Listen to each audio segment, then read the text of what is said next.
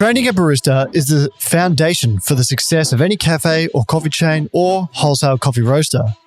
During Specialty Coffee's third wave, today's guest was training the baristas of the future for one of Melbourne's biggest coffee roasters while also preparing to compete in the Australian Barista Championship herself. Jade Jennings has forged a career as a coffee trainer and established herself as a champion barista, whilst also starting a family of her own. Please welcome today's guest, Jade Jennings. Oh, and Jess! Yay! It's the alliteration or accent, whatever the word is, but welcome. Thank you. How lucky are we to have you here today? Yeah. I feel honoured to be asked. Can I just say as well, Jade has raised the bar for coffee guests coming onto the show and bringing indulgences. Sorry, not sorry. What have we here? We have some sourdough bread that I have baked this morning and some sauerkraut. So I'm all into the fermented foods at the moment. So, yes, you are. Yeah. And we had like a little sliver. We're gonna try some live on I know, air. Kirk couldn't wait. I was like, let's slice it up, have it live on air. He's like, just give me the end. Well, Just give me the breakfast end. now. I've had a busy morning. And we should introduce you. Your what was your name? My name is Rohan Cook, and I'm back from Italy, baby. I'm back. It's been a hot minute since Rohan's been here. I've been minding the fort since you've been gone. It was tough while I was away. The emails were just blowing up. I could just see it. They're going, where's Rohan? Where's Rohan? Bring him back. But don't worry, guys. I'm here. I'm in one piece and I'm ready to go. That sounds like a figment of your imagination. No, it was definitely happening, I swear. But while I was away, we had a few things that happened. I think got brought up. It's like the luggage was lost. That's always a classic. All of it? All of it. We just rocked up to the airport. We was all delayed. We got into Bari at like 2 a.m. No luggage. We're just standing there trying to speak Italian. I'm pulling out my best Duolingo. I've got nothing. I'm just saying io sono l'uomo, which is I'm the man. So that wasn't helpful at all in any way. But, I'm a bit of a believer in, all will sort itself out. My partner was a little disheartened and a bit upset, but sure enough, the very next day we got the phone call, the baggage was found and it was couriered straight out to us. But one of the problems that did happen while I was in Italy, you may know about the shred. We've been shredding here on the pod.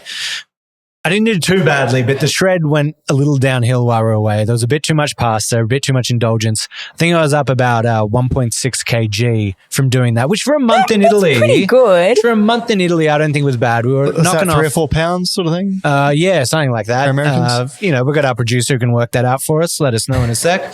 But yeah, we were walking like 15,000 steps a day. So we were getting the steps up. So that was all right.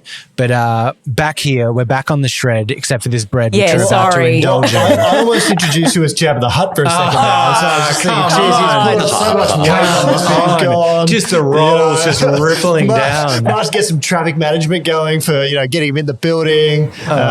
No, fat shaming's not cool. I'm sorry. No, that's not cool. Speaking of, I want to try this bread. You're going to dig in now? Yeah, I'm doing it now. All right. Speaking of, diving in. So I'm gonna try fresh.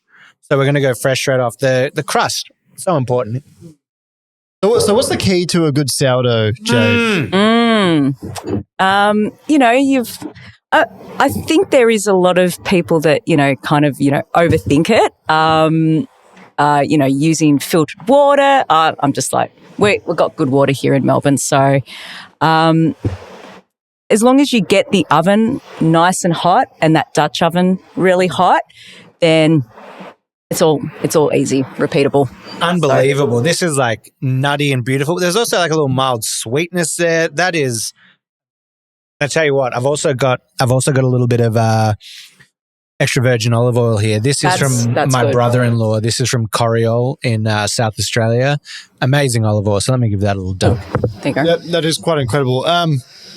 So we got Caleb Holstein coming in later on, and to be honest, if he wants to top this, he better bring in like a 5-course meal because this is good. Good. All right. Now that I've taken down my first layer of bread, can we have a little segment we like to introduce some news, keep the community informed. So we're going to go through some coffee news if doesn't mind you, Jade. And we'll stop chewing. I'm sorry for all the... we're mukbanging here on the pod. Our first very live mukbang and no more chewing sounds.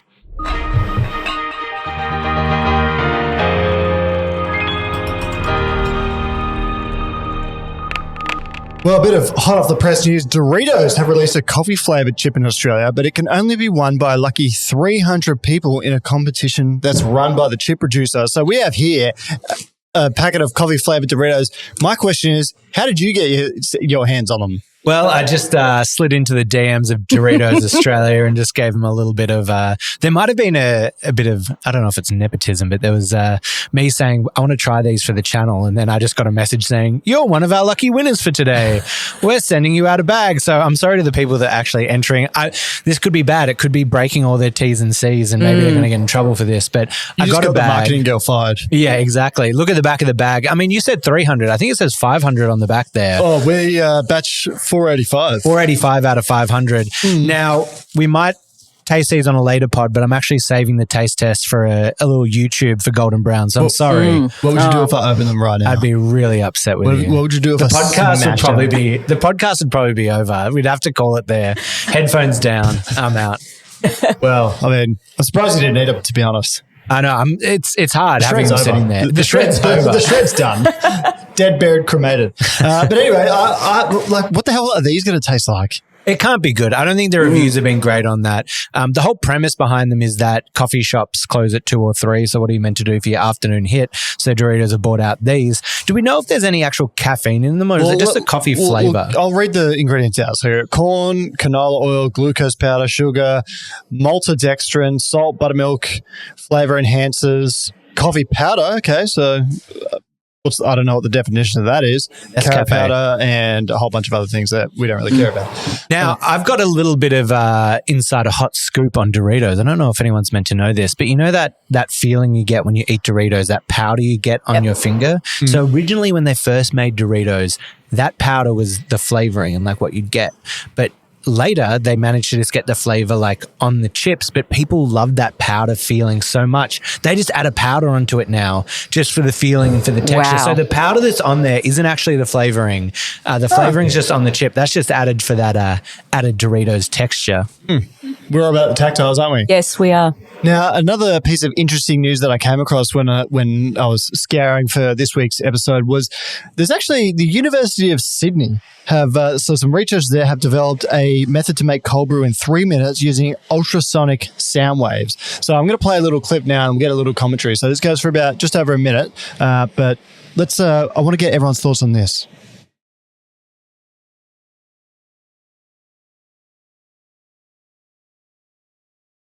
Ooh. Sorry, I've not played the sound there. It was on mute. All right, let's go again.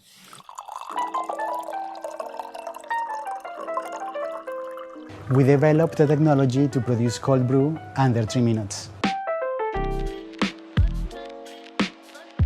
Cold brew is a beverage that people appreciate it because it's very soft, less bitterness, less acidity, and some of the floral aroma is enhanced. Making cold brew is very simple, but it takes 12 to 24 hours. You grind the coffee, add some water, put into the refrigerator for 12 to 24 hours, take it out, filter it, drink it, and that's the cold brew. Ultrasound is very well known to accelerate extraction. Due to acoustic cavitation, it's possible to make all extractions much faster. So we were thinking, okay, how can we make this very effective? And the best way is to take an espresso machine and just try to superimpose the ultrasound in the coffee basket of the espresso machine and operating it the same way.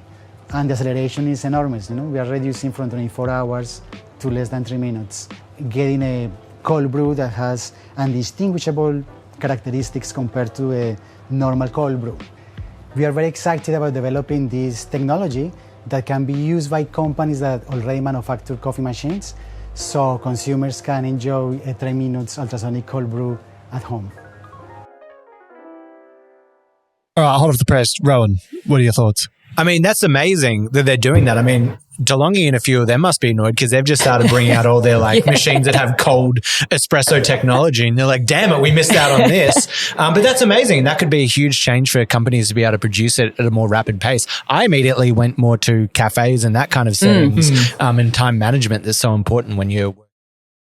Yeah, like I'm not a cold brew drinker. I just find that does taste quite generic, but I wonder if the reduction in brew time is going to improve the flavour. That'd be amazing. Yeah, if you could improve it, because I would agree with you. Yeah. Cold brew to me is a bit bland and not the best. But if that's going to increase on that flavour as well, that's amazing. So what are they using? What's the technology they're using Called there? ultrasonic sound waves. Oh, sounds familiar. Yeah, well, Doesn't it? Do you reckon Jack Simpson's probably just sitting back here thinking, you guys got some inspiration from me? Or was it the other way around? Oh, was this already in the works? But yeah, it sounds very interesting. If you hadn't watched Jack Simpson's routine, he used a similar technology in his milk and his coffee His were electromagnetic pulses. Electromagnetic, sorry. Yeah, from big ships and that kind of stuff. Yeah, something like that. But anyway, some similarities there. I think it could be interesting, and we've reached out to Dr. Trujillo, I think is how we pronounce it. So we'll try and get him on the podcast and explain absolutely. a bit about it as well. You need to taste it to believe it. That's what I'm saying. But I'm happy to give it a bit of airtime, and I hope I wish them all the best. I hope it changes the industry, and I hope it's good. Incredible. But look, now let's get into the juicy bit. Jade Jennings is here. Thanks again for coming on. This is the second time I've interviewed you. Yes. We've previously done it in my shoddy share house previously. My first question to you is, what's your coffee order? Definitely filter coffee. Filter coffee? Yeah, so I'll make myself a filter every morning. If I'm out in a cafe batch, I don't mind a cheeky espresso. Mm-hmm. And if I'm in the mood, maybe a milk-based coffee, but I prefer my milk coffees to be a little on the funky side, like a natural, just a little on the funky. Mm-hmm. But I just love coffee. Oh, there you go. This has to be one of the answers to that question that actually fits what I would assume a coffee professional would like. Normally we have people on this show who are World Barista Champions who own roasteries and do this, and their answer is always just like, I just like straight flat white is the answer. So to have someone be like, I want filter coffee, and if I have milk, I want it to be funky. That's a big change. Definitely. Where do you think your difference of liking that filter over espresso is? Because in Australia, I'd say everyone's kind of more on that espresso focus thing. Yeah. Where does your differentiation come in there? Probably working when I started working at Veneziano coffee roasters and moving away from those milk-based coffees into filter, it was just kind of life-changing. I love my filter coffees now. Love it. What's your favourite brew at home?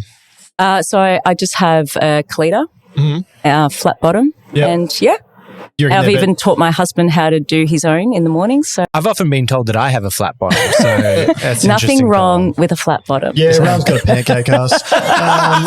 They call me on cardboard, but But I wanted to make we wanted to make a big focus of today's podcast. You've got a lot of experience as a trainer, so one of the heavy hitters in training for coffee here in Melbourne. Obviously, a long time spent at Veneziano. You're working as a full-time trainer now. Not full-time, casual at Melbourne Coffee Academy in Scoresby. And you do a bit of work with like a educational provider as well, don't you? Yeah, so I do a little bit of training for William Anglis as well. Two very different styles of training, and it comes down to the equipment, but it is just coffee. Yeah, so, it's just sorry, coffee. Just coffee. We didn't even do the intro to the podcast. Oh, sorry, let's go back. I'm Rohan Cook. This is Kurt Pearson. It's just coffee. Sorry, guys. That has to be the longest delay for an intro that we've ever had on the show. Yeah. You threw the chemistry off traveling, but anyhow, go ahead. So, I've learned a lot that there are lots of different ways of training people on how to make coffee. So that's been an amazing experience. So if Rohan and I pretend we've never seen a coffee machine in our lives, we go to the cafe, we get the mocha, whatever. Yep. We're taking the next step to learning. If you could give us kind of an answer for like if someone's making coffee at home and if someone's making coffee at the cafe, what are some of the first things that you teach them? Yeah, definitely it's knowing the variables that you need to control and what variables you can't. So at Melbourne Coffee Academy, we go through these variables, grind your time, your temperature, and apply that to a recipe. So with your dose and your yield, you obviously want to lock that in using a set of scales. And your grind and your time, you can't lock this in. Obviously, your shot times are going to be determined by the size of your grind. And I think a lot of first-time baristas, they struggle with this, and even the home barista as well. you do get a lot of domestic programmable machines that have a default setting of stopping at the same time. So they're time-based. And they're usually stopping at 30 seconds and the home customer's like, oh, awesome, like it's a 30-second shot. That's great. It's going to taste good. But what they're forgetting or what they're not knowing is that within that 30 seconds, you can get a really fast running shot and you get too much coffee in the cup, or a slow running shot and get not enough coffee in the cup. And then obviously it's going to affect the flavour. So how do you deal with in that kind of world? Because one of the problems I face where we're trying to educate people and show them that is everyone wants a set and forget clear one thing answer. They want to know what grind setting should I have it on? And it's this hard thing because you want to give people a baseline where you can kind of throw out a base of like a 1-to-2 ratio or 2-to-1 ratio. 1-to ratio in the cup can be a good set, but you also just want to be like, but taste it, and you got to work outside of those ratios. And it feels really hard for me to be able to educate that next level of tasting. How do you work around that? Yeah, it's like once we explain the variables and knowing what ones you can lock in and what ones you can't, once we get them onto the machine and then we're running through how to load a handle, and then they're still asking those questions, but how did the machine know to stop it at 27 seconds? I'm like, no, it didn't know. And, you do a couple more and then they get onto the machine and then they start loading the handles. That's when it kind of clicks into. I might steal that. That's a good... might be hard though, like over, socials. Yeah, it's hard with different coffees and all that kind of element. It's just trying to teach that lesson. I think that's an interesting way of being like, here are the two things that you can't get it, forget it. You can't. And here are the other things that are always going to change that you need to be looking at. Yeah. What are some of the things that you feel like people place a lot of importance on that, like, when it comes to making coffee, that aren't really that important? I'll put to you, like, I see those videos on Instagram of like the 28 steps to making an espresso.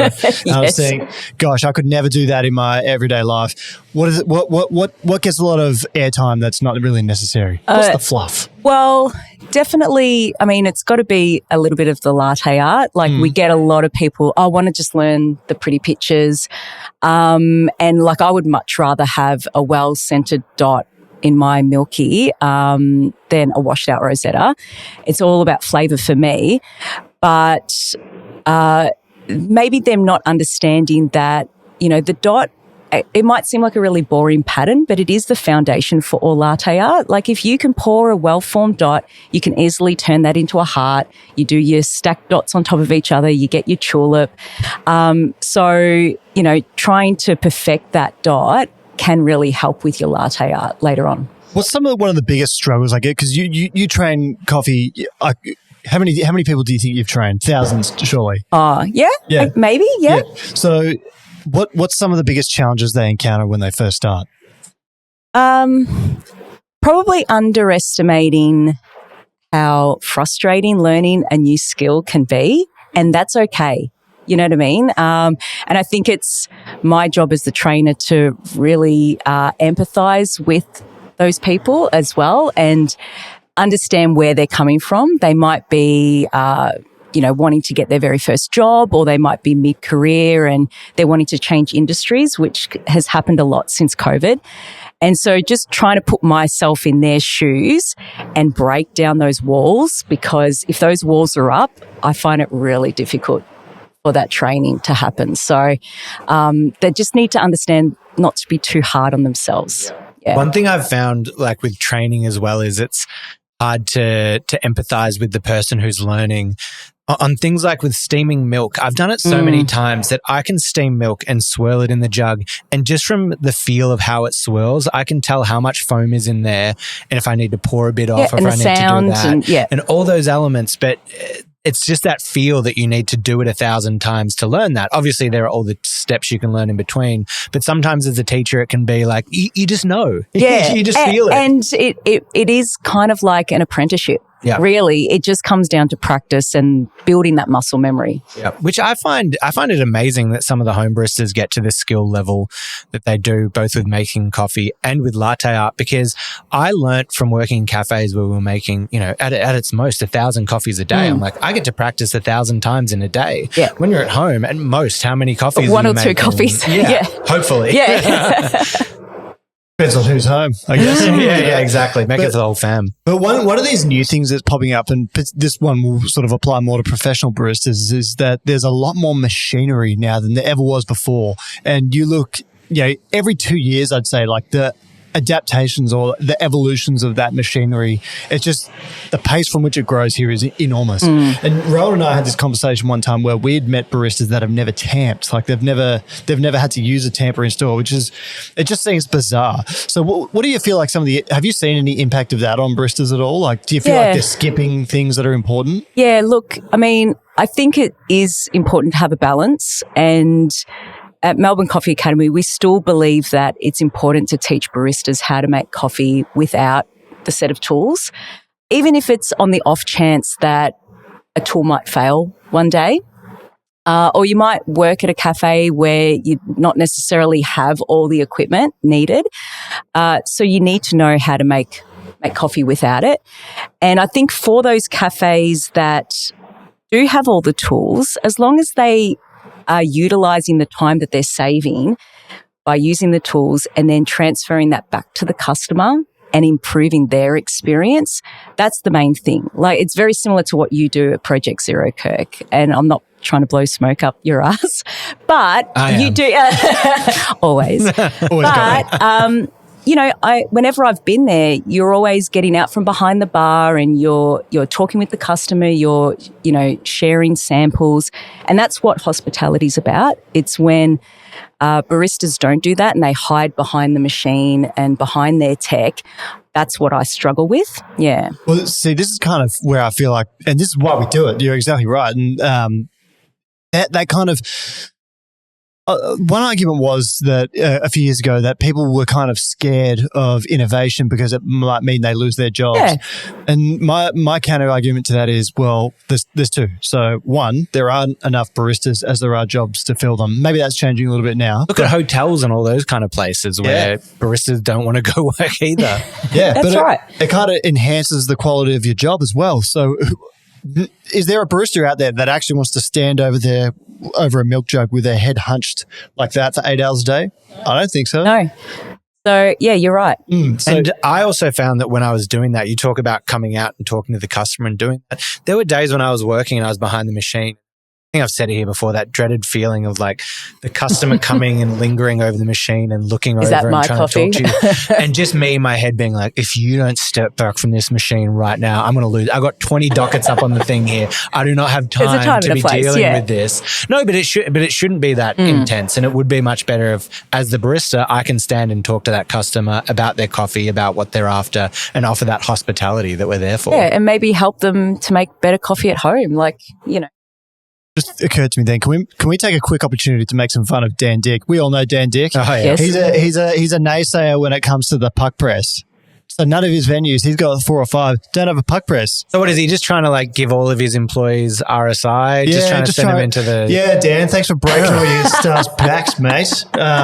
If you want to make a complaint about not having puck press at one of Dan Dick's cafes, send us an email. We'll vent it live on the air. No, I think you should go into his store and find Dan Dick and say to him, mate, you need a puck press. And he will love it. He'll absolutely love it. Back to the podcast. But his theory, just quickly, his theory beyond that is just because he wants to have everyone to have that handmade skill set, right? Yeah. Without tearing him down. That's the actual reasoning behind it, right? He just wants that. Or taking that care and just not just letting a machine do it, and that artisanal. Kirk doesn't know.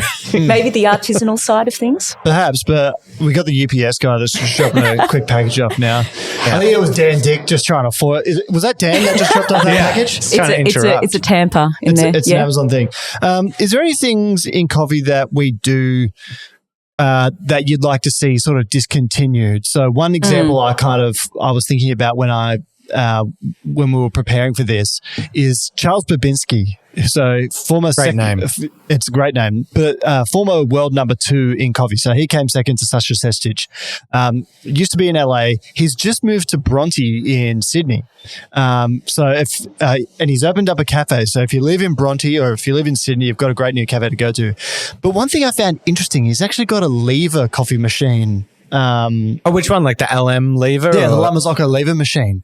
And I think he's trying to restore that. I think his philosophy behind it, and, you know, we'll have to get him on the podcast as well, is that he doesn't want people just pressing a button and that's kind of, you know, full stop, which is, you know, he's probably in there with the Dan Dicks of the world and those kinds of guys. But I both respect it, but I'm very skeptical. Like, I don't want to just press a button. I want to pull a lever. I mean, come on. It's on the your same guns. thing. It's the same thing. You're just pressing a button by pulling a lever. yeah, but anyway, is there anything you'd like to see discontinued that you just think's completely superfluous?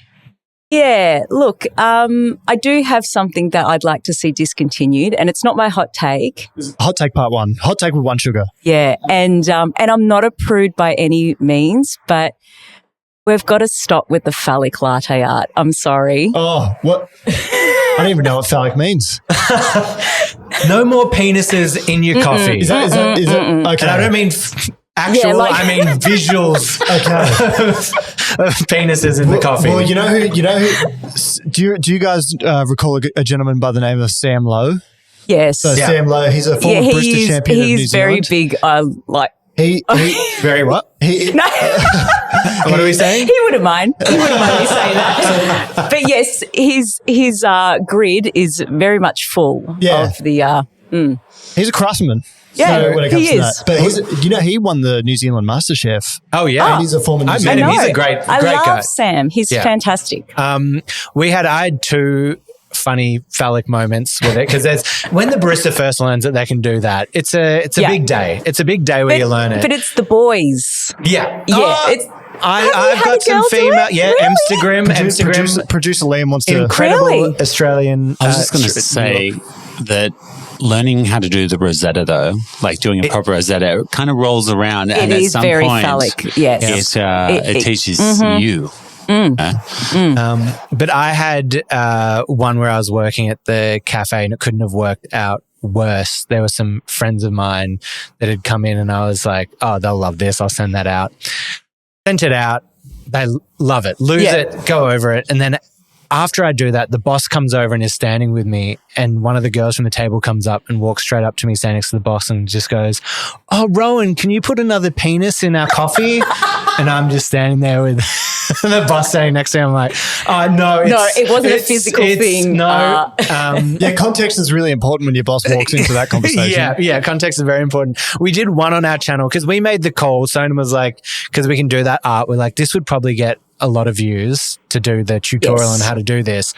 And our way around it to be like, no, we don't want to be crass was we'll do a tutorial on how to pour an elephant in your coffee. I saw that. It was very cheeky. Yeah, and so I didn't mind that. It was all there. And then at the Bit end, you facetious. draw some eyes and you got the trunk and you're like, look, it's an elephant. We can do It's this. obvious. But then all the people commenting, I'm like, did they honestly not know? All the comments are like, oh, clearly not an elephant. Or does this guy know what he's actually poured? I'm like, yes, we know what we've actually poured. Yes. Do you have anything you'd like to see the back of in coffee, sort of thing?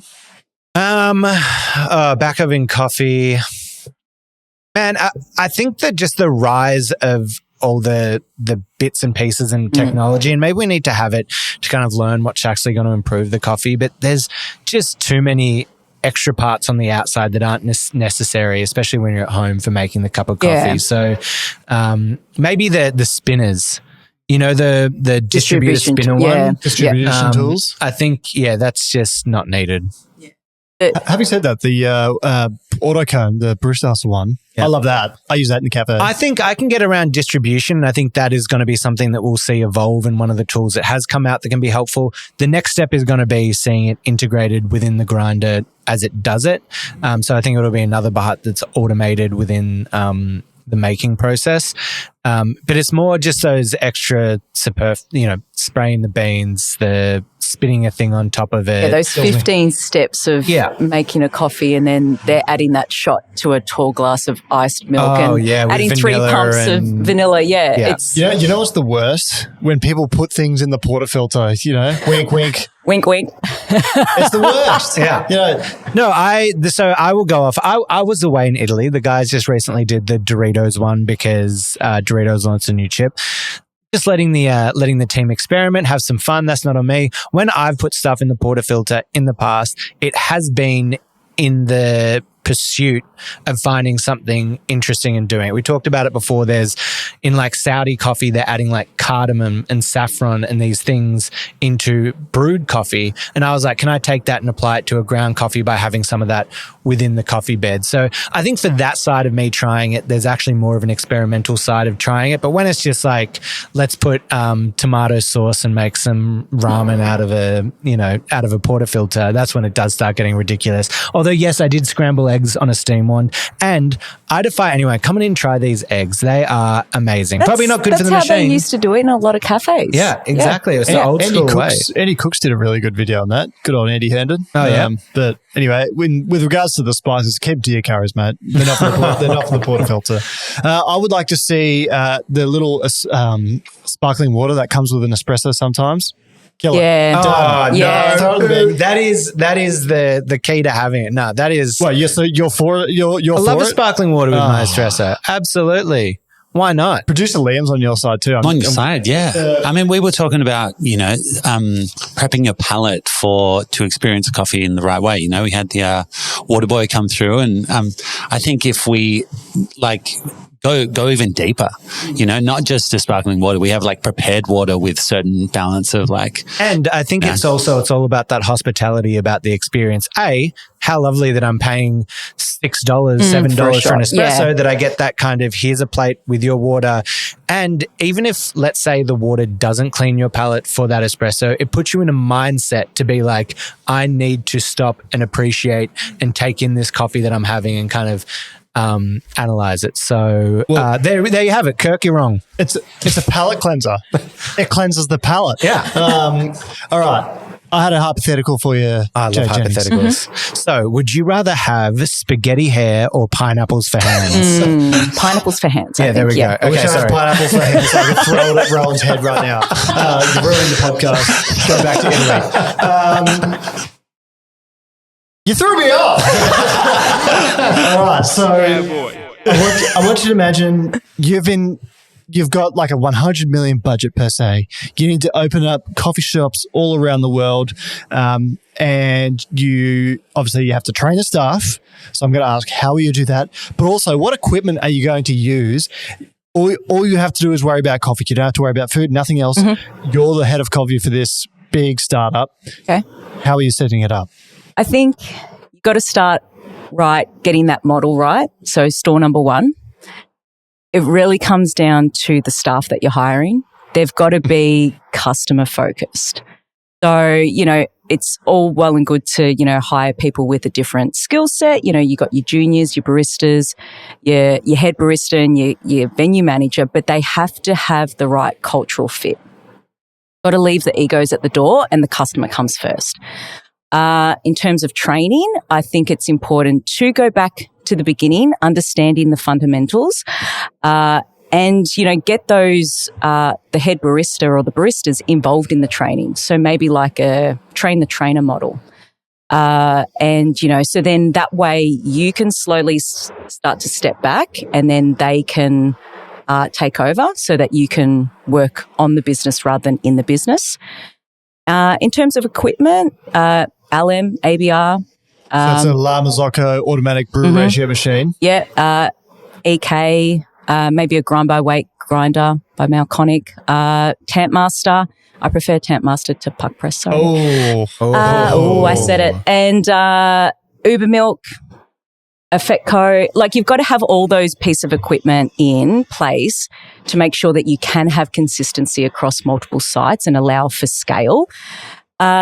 And yeah, maybe you put in like some kind of QC reporting, like a store report, so that you're going in and making sure that everyone's up to standard. They're keeping the standard up really high. And maybe you put in some kind of reward system maybe, or like motivate the staff to keep those standards up high. Absolutely. And for the people out there that don't know, definitely not me, the listeners, tell us a bit more about like the La Marzocco, about that. What's the machinery? Tell us what these things are doing to help make it more efficient. Well, I just love the fact, when I first started in specialty coffee, it was a time where the term volumetrics was a bit of a dirty word. And so we were manually brewing every single shot, just stupid. And then we got a strata, and then, and so we're manually doing, the flow rates and stuff. So to be able to put in your recipe into the machine and it just stops at the right yield is great, or the right brew ratio. It's fantastic. There's one point that you just brought up that I'd really like to talk about a little bit, and you mentioned leaving egos at the door. And one thing I feel like in specialty coffee, or in coffee in general, where we've really sort of shot ourselves in the foot, we've kind of sometimes unfairly, but partially earned, we've got this reputation of being snobby or, having that depressive barista, or the experience that makes it all crap. And it's kind of a tag or a stain on us as an industry that we're really finding hard to shake. I think we're coming some of the way, but I think that's something that I think hopefully through this podcast we can help try and eliminate, because it's one of the most important things, but also the way people view coffee as well is they don't see it as really a career. When there's like a report on the minimum wage or something going up slightly, it's always the shot of the barista in the cafe. And I think it's wrong, because there's plenty of minimum wage jobs out there, but we sort of have that tag of being, it's somewhat dishonorable. And I feel like having a career barista is kind of going to become a more attractive thing in the future, because having those good quality staff that can operate machinery will soon yield you far more than having 3 or 4 bad baristas in a cafe. And it's something that I'd really like to that is so important, leaving the ego at the door, and hiring those people with great attitudes, because we as an industry, we need to shake that tag and really make clear that being a career barista doesn't necessarily, you might be a barista all the time, but it's a perfectly dignified career, in my opinion, and I think that's something we really need to distance ourselves from. Yeah, definitely. Like it wasn't when I first started in coffee, but you definitely can turn it into a career. And there's so many different avenues from becoming a barista. But if you love that, all power to you. Go for it. I met a guy who works for Honor Coffee now. His name's Isaac Kim. So do you know Isaac? Yeah, yes. So Isaac, he was in the last year of studying medicine. So he was about to become a doctor. And his degree was going to lapse because he had stopped and he was working for Honor Coffee. And he decided after all that time, after all that study, that he was going to forego a career being a doctor and pursue coffee. And I sat down and I asked him one day, like, why the fuck would you do that? Because it's like, your career earnings are probably going to be a lot higher. And he's like, I said, what did your parents think? And he said to me something that kind of stuck with me. It's like, they supported me all the way. It's what I wanted to do. And, I can, as long as you're happy. Yeah. I think that's the most important thing. Yeah. But again, it just goes to the point we're talking about. A lot of people leave professional fields, and you were alluding to before during COVID, career change. Yep. Like, I think it being in coffee, it won't be in the future like something that people look down on. It should be something that people really actually look up to. That would be great. Rohan, you're stuffing your face with bread there. You got anything to add? Putting some bread in the face. Just, I can't have it sitting here and not eat it. No, I'm just worried about being on the mic here, just with that like chewing sound. Bit of ASMR chew for the fans there. But I think to your point as well about making it easier to work. You mentioned the angry barista kind of thing before, standing there. Trust me, I've been the angry barista before. Yeah. I've been the person who's like, I've been here since 6. The machine wasn't working. The back of the bar was flooded, and like all this horrible stuff. I think all these like kind of additions to the bar make it easier to be that better hospitality worker as well. Yeah. One thing I definitely wanted to ask you, talk about while you're here, is that you've obviously hashed out a great career as a trainer. You've been training for a long time. You spent a lot of time working for Veneziano. You did Australian Barista Championships, which we'll also touch on in a moment. But you've kind of all balanced this whilst being a mother. And I've got a newfound appreciation for motherhood, parenthood, really, in coffee. So since my best friend Todd, he's had a 2-year-old, and I was just telling you before we came on, like how much of a handful he is, and having children is, and what kind of life commitment that is. How have you sort of, and this might be good for other people listening to the podcast, how you've sort of balanced parenthood with your career, and you've done it very well, as good as anyone thank you. in coffee I've seen. He just turns to the mic and goes, "Don't do it. Yeah, do not do it. Don't do it." Run. And you've got an 11-year-old and 10-year-old Isla 11, and going on 6, Joel. and Yes. he's you were saying he's going to be a giant. He's going to be a giant. Yeah. What how have you because my mum passed away last year and I reflect on it a lot now more than I ever did before. And I was one of 5 kids. And it's like, how do you balance having 5 kids? Yeah. I think about that a lot. And then within the context of my friend now having a child and, just the one child is like a handful. How do you do it and work? I don't know how I do it. Look, it definitely was a struggle for me, especially when I was working at Venance. Probably less so when I was the national training manager, but more so in the last couple of years when I was the national retail manager. And I was doing that job in part-time hours and being obviously a full-time mum. And I had huge mum guilt. I was cranky all the time. I wasn't happy. So I think it's so important to find a job that you love, that you feel confident in, and knowing your limitations. You've got to learn how to say no to things. If it doesn't sit well with you, you've just got to say no. And it's taken me a long time to realize that. So I think that's the most important thing.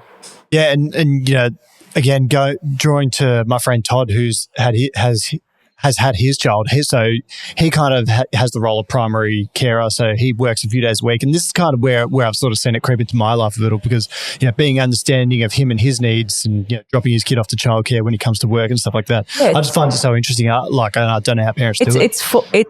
It's like having 2 full-time jobs. It's insane. Yeah. I do. I made the joke before of you being like, "Don't do it." But it is funny. Every single person I speak to has had kids is just like, "Don't do it." It's like, no, seriously, I love new beds. It's amazing. It's the best. But if you're not sure about it, don't do it. Going back to the competition routine now. So you also did that. Did you have Isla and then competed again, or? Yeah, so I competed in 2013, came 3rd in the regionals, and had Isla that year, and then came back a couple of years later to compete. And so, when you did, you used Rwandan coffee, and I think I remember we've chatted at length about this previously, and I think Panama, your Colombias sort of get the most sort of sex appeal amongst without a doubt. Absolutely. Competitions these days. Like, you're more likely to win if you use one of those coffees. And you came 2nd in Australia in one year using the Rwandan coffee. Yep. What went to your, and when you and I have done a podcast previously, it was almost exclusively about Rwandan coffee. So what is your fascination with Rwandan coffee? I just love, I love the story of Rwanda and where they've come with coffee. Coffee was just a commodity crop. And then having the washing stations being introduced into the country after the genocide to help with economic stability. And then knowing Rwanda mainly for washed coffees and the potato defect, unfortunately. And then having the opportunity for me to present the first legally exported and produced Rwandan natural, I thought that was a really cool story. So and natural coffees from Rwanda are very potent and delicious. Yeah, exactly. So I just love how far they've come on their coffee journey. And I wanted to kind of showcase that. And I remember at the time we were sort of talking about a region that had been affected by landslides. So unfortunately, that tends to happen in some of these coffee producing countries as well. I didn't ask you to prepare. I didn't ask you for this in advance, but do you know how that region's kind of advancing since then? I don't. I was actually trying to do a bit of research before coming, but no, I'm not too sure how they've gone. Market Lane and MCM in Melbourne do a particularly good job representing Rwandan coffee producers as well. You would have had the Mabilma, I think it is called, or is that the Brazilian one? I can't remember. But you would have had it. Yep. Plenty of times. Delish. All right. I was also just wanted to bring up there.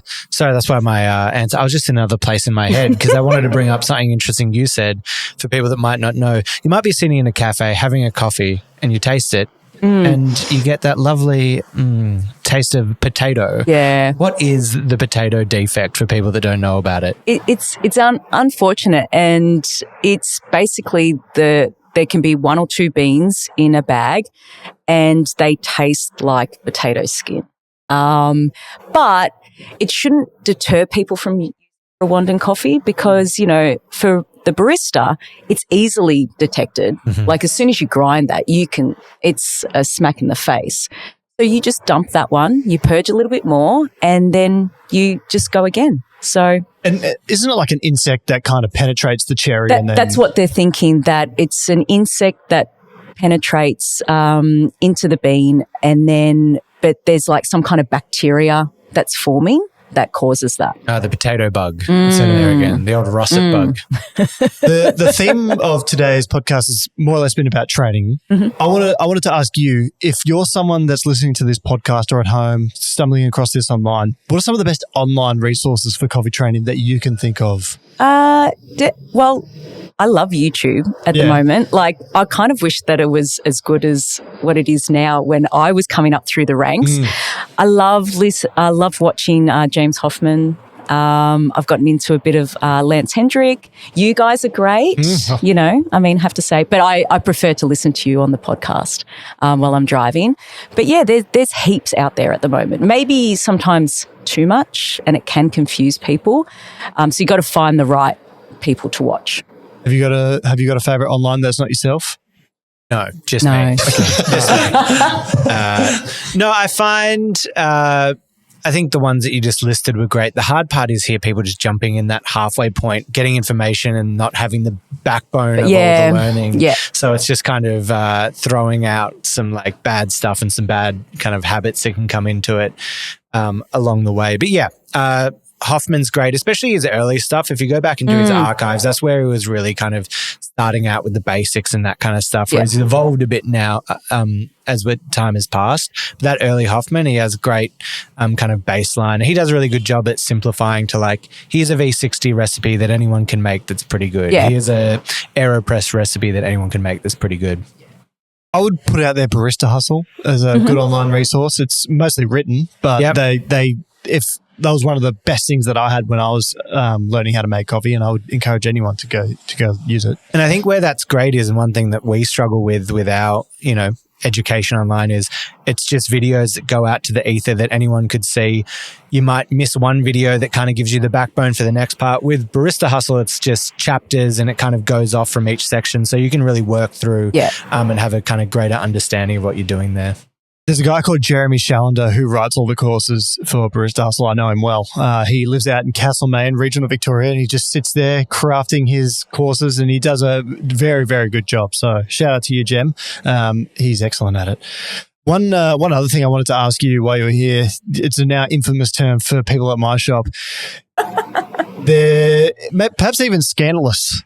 Did you coin the term stack 'em high, watch 'em fly? I'm old, Kirk, but I'm not that old. Okay. That was a term that was thrown around a lot when I was at Hudson's in the early 2000s. And Hados. Hados. And, obviously was referring to the retail, but also to the food cabinet, because no one wants that lonely donut at the end of the day.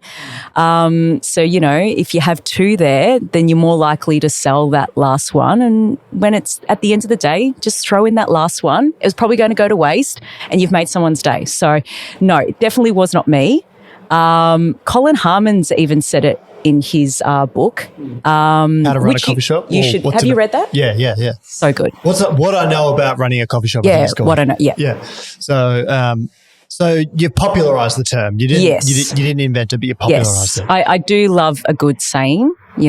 Fish rots from the head down, all that kind of stuff. Squeaky wheel. That's a good one for culture. But anyway, so if you're putting together a retail shelf, you want to sell more things in the store, stack them high, watch them fly. Do you like that one, Rohan? I love it. It's the best thing I've ever heard in my life. So good. We're not talking about Doritos. Oh, okay. We're talking about Well, then I'm not into retail it. coffee. Then abolish it. One last question. Just throw it out there while we're here. Favorite, any like underrated favorite cafe, any place, favorite dish, anyone that deserves a shout out? I mean, there's this little one in the city called Project Zero or something. Yeah, I've heard about them. Yeah. Heard of them. Yeah. Yeah, what do you think they're about doing them? good things. Yeah. They're great. They're great. Do you actually like the coffee? No, I do. I thought you said no. I was like, all right, you heard it here first. No. That's what the bread was for. Yeah. No. Sometimes it's some of the coffees have been a little too funky for my liking, but no, I love what you're doing. Love what you're doing. Well, Jesus. Pack it up, boys. We're good to go. We got the plug and we're out of here. All right, we're nearing the end of the podcast. We've got Absolutely. 2 segments to get through. First one is going to be the rapid fire questions. Ooh, So, okay. Producer Liam, start up your engines. I'm going to eat some bread. Here we go. You got 1 minute, Jade. 20 questions. Gonna make it spicy. And your time starts now. Cold brew, yes or no? No. Washed or natural? Washed. Co-fermented, yes or no? Yes. Geisha or Katura? Geisha. Colombia or Panama? Panama. Filter or espresso? Filter. 7-Eleven or Coles Coffee? 7-Eleven. Instant or McDonald's? Instant. Beer or wine? Wine. Oat, almond or soy? Oat. Aldi blend or Vittoria? Audi. Breville or LM? Alim. Favorite cuisine? Indian. Ramen or pho? Ramen. Favorite Pokemon? Ooh, Charmander? Is that Okay, one? got kids, I like it. Rather work at a roastery or cafe? Cafe. Coffee goat? Oh, Craig Simon and Anthony Douglas? Rowan or Kirk? Oh, why not have both? Lance or Hoffman? Hoffman. I need to start making these 30 questions because you are done. Is that the first time we've had someone beat the timer? Well, definitely like the quickest. I think You- so. I am quickly. competitive. Yeah. we're waiting for that timer to success go. at the end.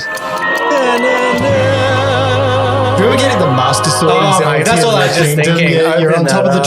dragon, and you finally get the Master Sword. It's the best. It's beautiful moment. It's like maybe the Fire Temple. Oh, yeah. What about the Fire Temple? He didn't get it. I can see in your eyes you get it. I don't get it. No spoilers here. The Fire Temple. Next segment. Oh. I didn't get it at all. We're not on the same wavelength. I'm just back from Italy. Yeah. And now I can feel the pressure. And with all that pressure, it's starting to heat up. It is. I can It is. feel the pressure. I'm really sorry for this. I can feel the pressure now that I'm So back. anyway, the Fire Temple. Yeah, it's a very hot temple. It's a very spicy temple. And I would say that it's time for an extra hot take with 2 sugars. We still have the same problem that we come into with this segment, which is I'm always just jacked being like, it's time for a hot take with 2 sugars. And then it's the most chill out, like, It relaxes you a little bit, doesn't it? hot take. I mean, I Oh, did have all the. Are they gone? Oh, Yeah. All right, we'll execute that for the next one. But Yeah. anyway, it's everyone's favorite segment. Everyone always comes into me now at the cafe. It's like, "Yo, I love your extra hot take with 2 sugars. Oh, this is so good." Guess it has to go first. So, Ooh, Jade, okay. down the barrel of the camera. Which camera are one? we thinking? Producer Land. This one. I reckon this guy. Go, just go, All right. stare down the barrel. Okay. Give me your extra hot take. Using freshly roasted coffee is overrated. Whoa! Go on. I need more. Okay, so after 12 years of telling customers to only buy freshly roasted coffee that they can use within 2 to 3 weeks from roast date, I now only bulk buy my coffee. It saves on shipping, cost of living. Eco-friendly too. Yeah. I wait for roasters to have a bit of a sale. So Criteria had a sale on the weekend, so I bought up and I just chuck it in the freezer. No vac seal needed, and I never run out of coffee. Smart. And, no, this is a really good one because I've got a little anecdote. We just had our best espresso of the year at the shop. Mm-hmm. It was an accident because I ordered too much filter coffee and I was like, I need to get rid of this somehow. And we use about 1 kilo a day of single origin espresso. So I thought tomorrow I'm going to try that coffee, but as an espresso. 6-week-old filter roast as an espresso, best one I've had all year. There you go. And this is a conversation we need to have more broadly in coffee. Like, Yeah.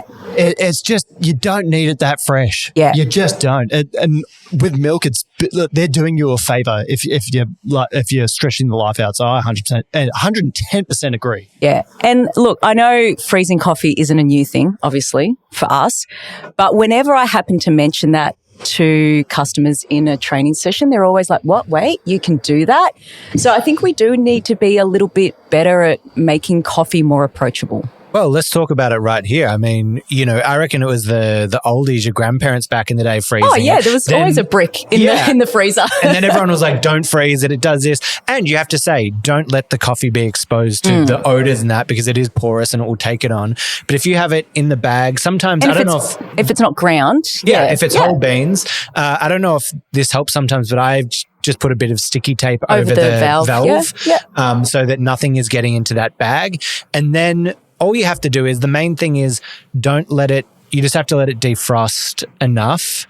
This is what I read. I don't even do. Nah. Oh, okay. Just chuck it straight in the hopper. Oh, just straight in the hopper. Just go for it. The thing I read, which could be wrong, was just that if it's defrost where it's exposed to air, it can get condensation on it, which the water can be bad for the beans. So, I mean, live experience. I haven't done it before. You're saying it hasn't made a difference. I've been doing it for 2 years now. Yeah, well, there you go. I trust that. Just make the goddamn thing. Yeah. But yeah, freezing. Great way to save on that coffee. Can I go next with my extra hot take with 2 sugars? And this one is, got a bit of something to it. Krispy Kreme is the best chain coffee in Australia. You are ridiculous. Perhaps even in the world. Krispy Kreme are doing it right. So every now and then I experiment with these things.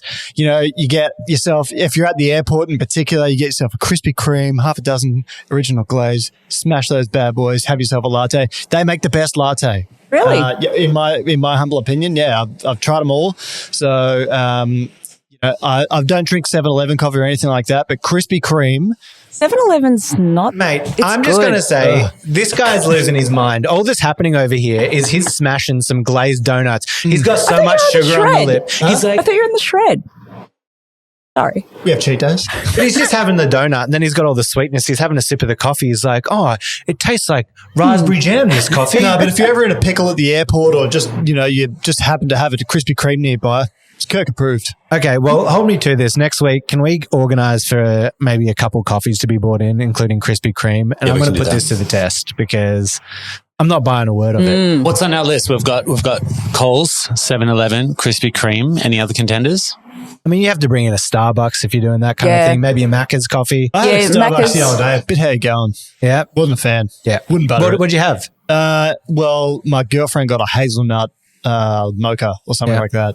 Can't even remember. If you go to Starbucks, you've got to just have a frappuccino or something. But the thing is, the Starbucks thing, that could actually taste good if they actually made the coffee component right, because you can just tell the coffee's so weak. But anyhow, yeah. But I feel like that's the key of what they got to do, right? Because the coffee's so bad. It's like, just jam it full of sugar and fat and we'll have a great time. All right, over to me. This one's a tough one to say. It really gets out there. But you would think the birthplace of espresso, Italy, would have the best coffee going around. I just came back from there, and it has some of the worst tasting espresso that I've tasted. So Italy has some of the worst tasting espresso, but there is a reason here for this that I'm going to get into that dives a bit deeper. So coffee in Italy isn't a luxury. It's the great equalizer. Everyone needs to have it, from the lower class up to the higher class. And it needs to be €1. People have walked into cafes and they pay €1 or €1.50 and they get their espresso. But to make a coffee cost €1.50, what do? You have low quality crap. You have it manufactured and roasted by a giant company. Some of these companies have 25-year contracts with the cafes they're serving it to as well. So of course you're pumping out a mortgage. It's like a mortgage. It is. It's like these cafes have to work with that roaster, and the roaster pays for the entire bar setup. Like, not just the machine. I'm talking the entire bar. So you're getting dark roasted, crappy quality coffee that just doesn't taste very good. And to be honest, that makes sense, because it's a right. Espresso there is a right that everyone should be able to afford it. And that's why coffee in Italy tastes bad. But I will go on to say, I was over there with La Marzocco. There is that specialty wave coming out of it a little bit. It is starting to develop there and you're starting to see it. It's distinguished by people saying, oh, you're getting espresso or you're getting specialty.